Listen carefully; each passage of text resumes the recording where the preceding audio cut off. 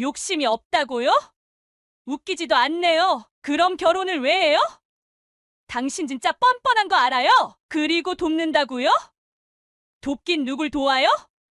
아줌마 주제 파악이나 해요. 우리 아버님이 불우이웃이야? 당신 돕긴 뭘 도와요?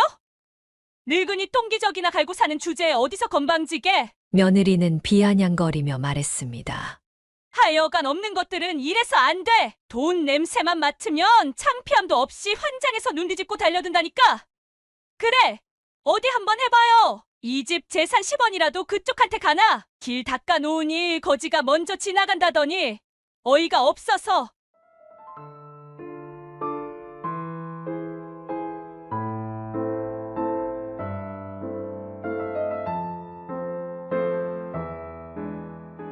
안녕하세요. 오늘 사연의 주인공은 경기도 군포에 살고 있는 홍영자 할머니의 사연입니다. 다 함께 사연 들어보시기 바랍니다. 사연을 듣고 난 후 각자의 의견을 댓글로 남겨주시기 바랍니다. 사소한 댓글이라도 사연자분에게 큰 힘이 될 수 있습니다. 일부 사연은 각색될 수 있습니다. 당신의 구독과 좋아요가 더 많은 이야기를 만듭니다.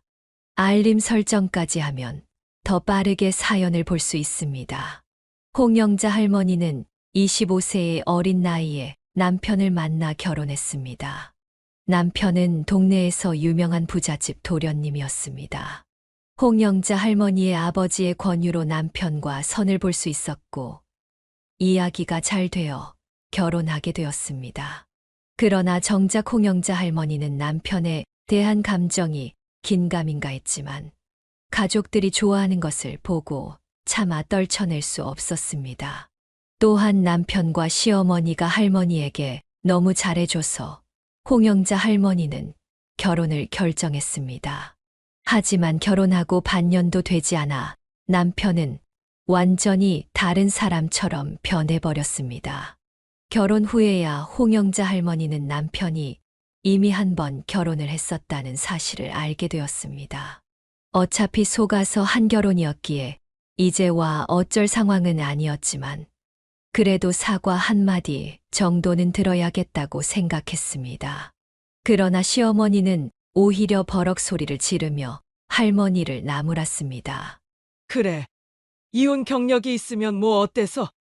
내 아들한테 그런 흠이라도 없었으면 우려 왜 너 같은 걸 며느리로 들였겠니? 내가 학벌이 있길래 집안이 변변키나 해? 쥐뿔도 없는 게 어디서 내 아들한테 사과를 하라 그래? 시어머니의 폭언에 할머니는 차라리 이혼을 하는 게 낫겠다고 생각했습니다.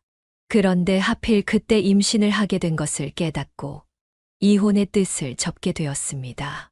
홍영자 할머니가 임신을 하게 된 것을 알게 된 시어머니는 얼굴에 화색이 돌더니 할머니를 끌어잡고 그 길로 바로 산부인과로 향했습니다.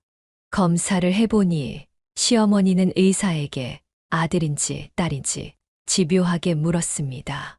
그러나 의사는 일단 산모의 몸 상태가 좋지 않으니 가급적 쉬면서 양질의 음식을 먹으라고 권했습니다. 손주의 성별을 알아내지는 못했지만 그래도 손주를 갖게 됐다는 생각에 시어머니는 무척 들떠 보였습니다. 그리고 할머니에게도 이전과는 딴판으로 잘해주었습니다. 시어머니는 집으로 가는 길에 백화점에 들러 수입 과일부터 비싼 한우까지 할머니에게 먹일 것들을 잔뜩 사주었습니다. 뿐만 아니라 할머니가 시집 오자마자 필요 없다며 내보냈던 가정부도 다시 불러들였습니다. 아가, 넌 이제부터 집안 살림이랑 신경 쓰지 말고 그저 태교에만 힘쓰려무나. 얼굴이 까칠한 게 보약이라도 지어 먹여야겠다. 우리 집 귀한 장손을 낳을 몸인데 이렇게 푸실해서야 쓰나. 아가, 먹고 싶은 건 없니? 애비 들어올 때 뭐 좀 사오라 그럴까? 하루아침에 달라진 시어머니의 모습이 솔직히 두렵기까지 했습니다. 시어머니가 그렇게까지 한 데는 이유가 있었습니다. 이번에 다시 돌아온 가정부에게 이야기를 들어보니 남편이 이혼한 이유가 바로 전처의 불임 때문이었습니다. 하지만 배가 불러올수록 시어머니의 손자에 대한 열망은 더욱 거세졌습니다. 산부인과에 갈 때마다 쫓아와서는 의사에게 아이의 성별을 물어댔습니다. 그럴 때마다 의사는 말을 돌리며 대답을 회피하곤 했습니다. 그렇게 산 달을 향해 가던 어느 날, 그날도 병원에 함께 갔던 시어머니는 이제 산 달도 다 됐는데 말 좀 해달라며 이보시오, 의사 양반. 내가 애를 떼길 하겠어? 어쩌겠어? AP로 좀 사두려고 그러니까 부탁 좀 합시다. 의사는 한껏 부른 배를 보더니 그제야 어쩔 수 없다는 듯 색상으로 힌트를 주었습니다. 그럼 딸이란 거야? 내가 미쳐 그깟 계집애 하나 보자고 내가 그 고생을 한 거야? 홍영자 할머니는 의사가 딸이라는 사실을 밝히자 시어머니는 그동안 자신에게 속였다고 생각하며 분노했습니다. 네가 그럼 그렇지. 의사놈하고 그동안 짜고서 나한테 말 안 했던 거 아니냐? 시어머니는 의사에게 잔뜩 성질을 내고 진료실 문을 박차고 나갔습니다. 그리고 그날부터 홍영자 할머니의 눈물겨운 시집살이가 시작되었습니다. 설상가상으로 축복받지 못한 채 태어난 할머니의 딸아이는 태어날 때부터 몸이 약했습니다. 두 돌이 될 때까지 병치레가 심해 병원을 제 집 드나들듯 해야 했습니다. 그러다 여름이 끝나고 어느 가을 밤 갑자기 경기를 일으켜 병원에 데리고 갔는데 도착해 보니 이미 몸이 싸늘하게 식어 있었습니다. 제대로 손도 못 써보고 그렇게 할머니는 딸을 잃어야 했습니다. 시어머니는 이 모든 게 할머니 책임이라며 자식 잡아먹은 년이라고 폭언을 퍼부었습니다. 표독스러운 시어머니의 말에 할머니는 아무런 대꾸도 할 수 없었습니다. 그런다고 죽은 딸이 살아 돌아오지 않는다는 것을 알기 때문이었습니다. 그날 이후 할머니는 모든 것을 다 내려놓고 겨우 숨만 쉬며 살았습니다. 남편과 시어머니는 그런 할머니를 위로해 주기는커녕 쓰레기 보듯 했습니다. 쓰임이 다한 폐기물처럼요. 당시 할머니는 매일 밤 술을 마셔야 잠들 수 있을 정도였습니다. 술에 취하면 아이 방에 들어가 한참을 울다 지쳐서 잠이 들곤 했습니다. 그렇게 몇 달이 지난 어느 날 남편이 집으로 웬 여자를 데려왔습니다. 뻔뻔하게도 두 사람은 보란듯이 할머니 앞에서 애정 행각을 벌였습니다. 여자는 대학 졸업을 앞둔 여대생으로 남편의 새 애인이었습니다. 그동안 외도하는 건 알았지만 집에 여자를 데려온 것은 처음이었습니다. 듣던 것보다 많이 늙어 보이네요. 7살 연하라더니 오히려 누나 같아요. 그러니 우리 오빠가 그쪽이 여자로 안 보인다고 하죠. 여대생은 남편 팔에 안겨 젊음을 무기로 할머니를 깔보며 비웃었습니다. 보다 못한 할머니는 앞에 있던 물잔을 여대생에게 뿌렸습니다. 그러자 남편이 벌떡 일어나 할머니의 뺨을 치며 소리쳤습니다. 이게 어디서 못 배워먹은 짓거리야? 야, 무식한 짓 좀 작작해라. 아무리 너보다 나이가 어려도 처음 본 사람한테 반말짓거리를 하고 싶니? 게다가 어디서 행패까지 부려? 못 배운 티를 그렇게 내고 싶어? 됐고. 차라리 잘됐다. 불쌍해서 천천히 얘기할까 했는데. 이참에 우리 이혼하자. 나 더는 너랑 못 살겠거든. 엄마하고도 얘기 끝났으니까 그렇게 알고. 얼마면 되냐, 위자료 말이야. 어차피 너도 팔자 고치려고 나랑 결혼한 거잖아. 엄마 모르게 좀 챙겨줄 테니 그거 먹고 떨어지라고. 불륜을 저지른 남편이 오히려 할머니에게 당당하게 이혼을 요구했습니다. 홍영자 할머니는 남편의 외도와 이혼 요구를 마침내 순순히 받아들였습니다. 할머니는 더 이상 남편과 시어머니의 학대를 견딜 수 없었습니다. 남편은 이혼 소송을 걸었고 할머니는 이를 받아들였습니다. 이혼 소송으로 재산 분할이나 막대한 위자료보다 할머니는 자기 자신의 건강이 우선이라고 생각하여 적당한 위자료로 이혼을 하기로 결정했습니다. 그렇게 결혼 4년 만에 이혼을 한 할머니는 한동안 친정집에서 지냈습니다. 할머니는 일단 친정에서 지냈지만 이혼으로 고통받고 있는 딸의 모습을 보는 게 힘들어 보였습니다. 그래서 할머니는 독립을 하기로 했고, 당시 친하게 지내던 친구의 권유로 간병인 교육을 받았습니다. 할머니는 간병인 교육을 수료한 뒤 간병인으로서 제2의 삶을 살아가기로 했습니다. 홍영자 할머니는 간병인 생활을 시작했습니다. 몸은 힘들었지만 마음은 행복했습니다. 할머니는 매번 보람을 느끼진 않았지만 환자가 다시 건강을 찾는 것에 뿌듯함을 느꼈습니다. 환자 옆에서 쪽잠을 자며 먹이고 씻기고 치료실에 데리고 다니느라 몸이 천근만근 같았지만 할머니로 인해 환자와 가족들이 조금은 편해질 수 있다는 생각을 하니 왠지 뿌듯했습니다. 그렇게 바쁘게 살다 보니 눈에 밟히던 딸아이에 대한 그리움도 조금씩 무뎌지기 시작했습니다. 20년 가까이 간병인 생활을 하다 보니 주변에서 찾아주는 사람도 늘고 월급도 많이 늘어갔습니다. 그 무렵 할머니는 평소 알고 지내던 간호사를 통해 입주 간병인 제의를 받았습니다. 그 집은 뇌경색으로 쓰러진 이후 너무 늦게 발견되는 바람에 반신마비가 돼서 거동이 힘든 할아버지가 살고 있었습니다.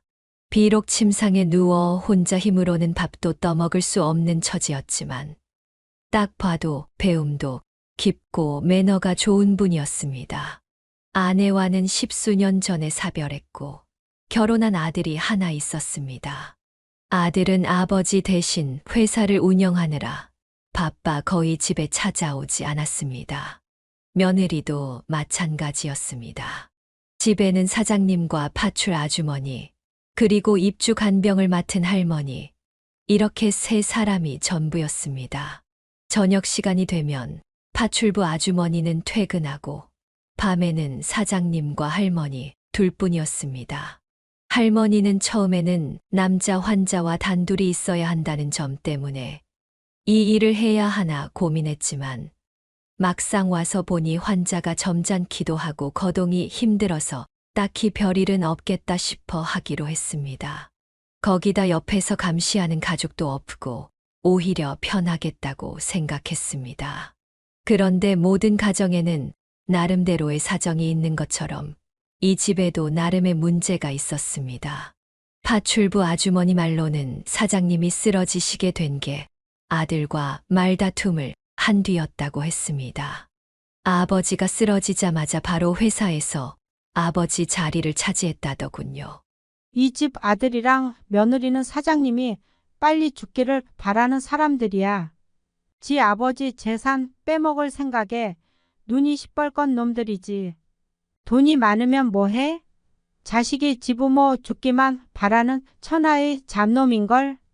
세상에서 제일 힘든 게 자식 농사라잖아. 그걸 망친 거지 뭐. 이 댁 사장님은 인품도 훌륭하시고 좋은 일도 많이 하시는 분인데 참 안 됐어. 몇 달간 입주해서 지켜보니 꼭 틀린 말 같지는 않았습니다.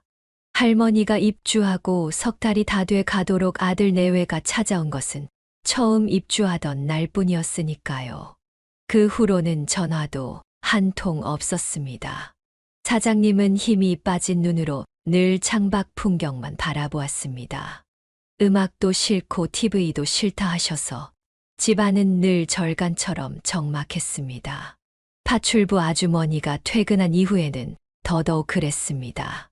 할머니는 이렇게 고요하고 평온한 환경에서 살아본 적이 없었습니다. 그러던 어느 날 사장님이 망고가 먹고 싶으시다고 사다 달라고 하셨습니다. 그래서 집 근처 마트에 갔다 왔는데 돌아와 보니 사장님이 바닥에 떨어져 계셨습니다. 스스로 자신의 머리를 바닥에 내리찍고 있었습니다. 할머니는 달려들어 사장님의 머리를 손으로 받치고는 자신의 무릎 위에 놓았습니다. 사장님은 거칠게 반항하며 자기를 내버려 두라고 소리쳤습니다. 차라리 죽게 해줘. 비참해서 더는 못 살겠다. 그 말에 할머니는 화가 치밀어 올랐습니다. 그래서 할머니는 사장님에게 소리쳤습니다. 사는 게 비참하다고요? 죽고 싶다고요? 건방진 소리 마세요. 어리광 부리지 말라고요. 세상엔 사장님보다 더 힘든 사람도 많아요. 그래도 다들 어떻게든 살아보겠다고 아등바등하는 거라고요. 살아있으니까 어떻게든 살아내야 하니까. 그게 세상에 태어난 이상 인간이 해야 하는 의무라고요. 반평생 넘게 편히 사셨잖아요. 남들 부러움 사면서 떵떵거리며 잘 사셨잖아요. 그런데 이만한 일에 비참하다고 목숨을 버리신다고요? 남들은 평생 죽지 못해 살 만큼 비참하게 사는데 고작 1년 이러고 살았다고 자신을 포기하신다고요? 할머니는 숨을 고르며 말을 이어갔습니다. 갓 태어나 엄마 품에 안겨보지도 못하고 인큐베이터에서 지내는 갓난아기들도 어떻게든 살겠다고 두 주먹 불끈 쥐고 울어요. 그런데 다 큰 어른이 이깟 시련도 못 감당해서 포기하겠다고요? 창피한 줄 아세요? 다른 건 몰라도 나는 내 환자는 절대 죽게 안 놔둬요. 그러니까 나 몰래 죽을 생각일랑 꿈도 꾸지 마세요. 아셨어요? 악을 쓰며 덤비는 할머니의 기세에 눌린 사장님은 할머니를 빤히 보시더니 힘겹게 말씀하셨습니다. 알았으니까 내 목 잡은 손에 힘 좀 빼요. 이러다 목 졸려 죽겠어요. 순간 화를 내느라 사장님의 목을 잡고 있던 것을 깜빡한 할머니는 그제야 놀라서 손에 힘을 풀었습니다. 그리고 파출 아주머니를 불러 함께 사장님을 침대에 눕혔습니다. 그 소동 이후 사장님은 더 이상 헛된 마음을 품지 않았습니다. 그리고는 할머니에게 조금씩 마음을 열기 시작했는지 전보다 말을 많이 걸었습니다. 종종 LP판을 틀어달라는 부탁도 하셨습니다. 대부분 할머니가 들어본 적도 없는 클래식 음악이었습니다. 주로 피아노 연주곡을 들으셨습니다. 한때 사장님의 취미는 피아노 연주라고 했습니다.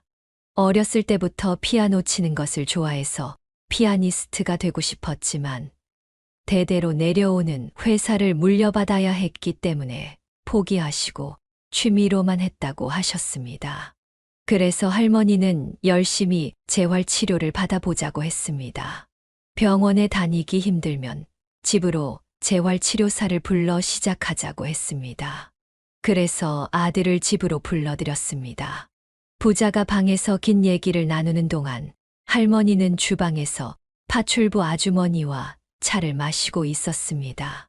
그런데 그 순간 방에서 뭔가를 던지는 소리가 들렸습니다. 잠시 뒤 사장님의 아들이 방에서 나왔는데 이마에 피가 묻어 있었습니다. 아마도 사장님이 뭔가를 아들한테 던진 모양이었습니다. 사장님의 아들은 씩씩대며 주방으로 와서 할머니에게 말했습니다. 한 번만 더 저 노인네한테 쓸데없는 기대 품게 하면 바로 내쫓을 줄 알아요. 노친네 꼬드겨서 뭔 작당을 꾸미려고 하는지 몰라도 그게 뭐든 당장 그만둬요. 알았어요? 사장님의 아들이 떠나고 할머니는 급히 방으로 달려가 보니 사장님이 경련을 일으키고 계셨습니다. 몸에 잔뜩 힘이 들어가 대변이 흘러 침대 시트가 젖어 있었습니다. 할머니는 달려들어 사장님이 혀를 물지 않도록 입안에 손수건을 물려드렸습니다. 그리고는 바로 눕히고 환자복의 단추를 풀어드렸습니다. 그 사이 파출부 아주머니는 주치의에게 전화를 걸었습니다. 한동안 멈추지 않던 경련은 주치의가 온 뒤에야 멈췄습니다. 그날 밤 할머니는 걱정이 돼서 사장님의 침상을 지켰습니다. 그러다 침상에 머리를 파묻고 깜빡 잠이 들고 말았습니다. 잠에서 깨어나 보니 사장님이 할머니의 머리를 쓰다듬고 계셨습니다. 사장님은 지그시 할머니를 바라보며 말했습니다. 사는 게 힘들지 않소. 젊은 사람이 어쩌다 이렇게 힘든 일을 하게 됐소. 할머니는 결혼 이후 있었던 자신의 이야기를 들려드렸습니다. 사장님은 한참 동안 말이 없었습니다. 그러고는 대뜸 말했습니다. 죽은 딸아이가 보고 싶지 않소. 그 말에 할머니는 나도 모르게 울음을 터뜨렸습니다. 그동안 억누르고 살아온 딸에 대한 그리움과 억울한 마음이 뒤엉켜 감정을 추스릴 수 없었습니다. 한참을 울고 나니 그렇게 개운할 수가 없었습니다. 할머니는 사장님께 덕분에 실컷 울었다고 고맙다고 말했습니다. 그랬더니 사장님은 말했습니다. 괜찮다면 나랑 결혼하시오. 다른 의도는 없고 내가 바람막이가 돼 줄 테니 이제라도 남은 인생 편히 살라고. 처음엔 말도 안 되는 소리라고 생각했지만 한편으로는 그렇게라도 해서 사장님이 제대로 재활 치료를 받을 수 있게 하는 게 낫지 않을까 하는 생각이 들었습니다. 할머니는 사장님께 재활 치료를 열심히 받겠다고 약속한다면 청혼을 받아들이겠다고 말했습니다. 사장님은 할머니가 원한다면 그렇게 하겠다고 약속했습니다. 며칠 뒤 사장님은 아들에게 이런 결정을 알렸고 몇 시간 뒤 아들 내외는 득달같이 달려왔습니다. 아버지, 제정신이세요? 어떻게 근본도 모르는 여자랑 재혼을 해요? 저 이 결혼 절대 찬성 못해요. 사장님의 아들은 주방으로 와서 할머니에게 말했습니다. 저 여자 처음부터 아버지 재산 노리고 이 집에 들어온 거라고요. 아버지 지금 꽃뱀한테 당하는 거예요. 며느리도 거들었습니다.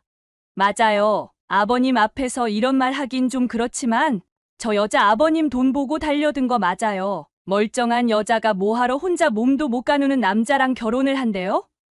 돈 아니면 이유가 없잖아요. 아버님, 여자는 여자가 알아요. 저 여자 절대 아버님 사랑하는 거 아니에요. 무조건 돈이라고요. 저 여자가 아버님을 어떻게 홀렸는지 모르겠지만 지금 속고 계신 거예요. 자식인 저희 말 좀 들어주세요. 아들 내외는 목에 핏대를 세우며 소리를 지르다시피 했습니다.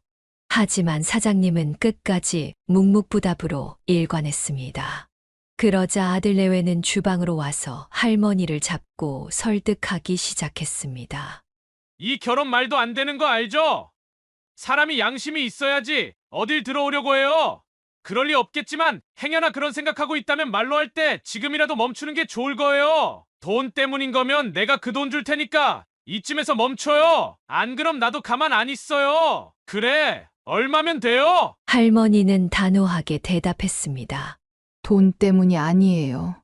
저 어떻게든 사장님한테 힘이 돼드리고 싶어요. 옆에서 재활치료도 돕고 다시 피아노도 할 수 있게 돕고 싶다고요. 저 정말 다른 욕심 없어요. 돈 필요 없다고요. 아들은 성질을 내며 나가버렸고 내내 벽에 기대서서 조용히 있던 며느리가 팔짱을 끼고 다가와 말했습니다. 욕심이 없다고요? 웃기지도 않네요. 그럼 결혼을 왜 해요? 당신 진짜 뻔뻔한 거 알아요? 그리고 돕는다고요? 돕긴 누굴 도와요? 아줌마 주제 파악이나 해요. 우리 아버님이 불우이웃이야? 당신 돕긴 뭘 도와요? 늙은이 똥기저귀나 갈고 사는 주제에 어디서 건방지게? 며느리는 비아냥거리며 말했습니다. 하여간 없는 것들은 이래서 안 돼. 돈 냄새만 맡으면 창피함도 없이 환장해서 눈 뒤집고 달려든다니까. 그래, 어디 한번 해봐요. 이 집 재산 10원이라도 그쪽한테 가나? 길 닦아놓으니 거지가 먼저 지나간다더니 어이가 없어서. 며느리는 뚫린 입이라고 마음대로 짓거리곤 남편과 함께 돌아갔습니다. 하지만 그걸로 끝난 건 아니었습니다. 일주일 뒤 아들 내외는 경찰에 할머니를 절도와 사기로 신고했습니다. 병세가 악화돼 심신이 미약한 노인을 꼬셔서 강제 혼인을 하려고 한다고요. 거기다 집에서 귀금속까지 훔쳤다고 주장했습니다. 신고를 받고 온 경찰은 할머니가 지내고 있는 방을 수색하기 시작했습니다. 서랍 안에서 할머니도 모르는 귀금속이 나왔습니다. 며느리가 한 짓이었습니다. 할머니는 아니라고 항변했지만 경찰은 증거가 있는 이상일단서에 가서 조사를 받아야 한다고 했습니다. 그렇게 할머니는 관할 파출소에 끌려가 조사를 받았습니다. 동행한 아들 내외는 할머니가 12살이나 많은 반신불수 노인을 꼬셔서 혼인을 하려고 하는 파렴치한 꽃뱀이라고 소리쳤습니다. 그러자 파출소에 있던 사람들이 전부 할머니를 한심하다는 듯 바라보았습니다. 어찌나 창피하던지 얼굴이 화끈거려서 고개를 못 들겠더군요. 아무리 아니라고 항변해 봐야 할머니의 말을 들어줄 리 없었습니다. 저들 눈에 할머니는 꽃뱀으로 보일 뿐이었습니다. 그런데 그때였습니다. 사장님의 변호사가 파출소로 왔습니다. 변호사는 아들 내외와 조용히 말했습니다. 그러자 아들 내외는 얼굴이 하얗게 질려 버렸습니다. 조금 전까지 기세등등하던 두 사람은 갑자기 꼬리를 내리고 경찰에게 뭔가 착각을 한 것 같다며 신고한 걸 취소하겠다고 했습니다. 그러고는 할머니에게 와서 미안하다고 고개를 숙였습니다. 얼떨떨하긴 했지만 일단 사과를 받아들이기로 하고 돌아왔습니다. 할머니를 구해준 건 바로 파출부 아주머니였습니다. 일주일 전 아주머니는 할아버지 방에서 나오던 아들 내외를 보았습니다. 파출부 아줌마가 본 장면은 이랬습니다.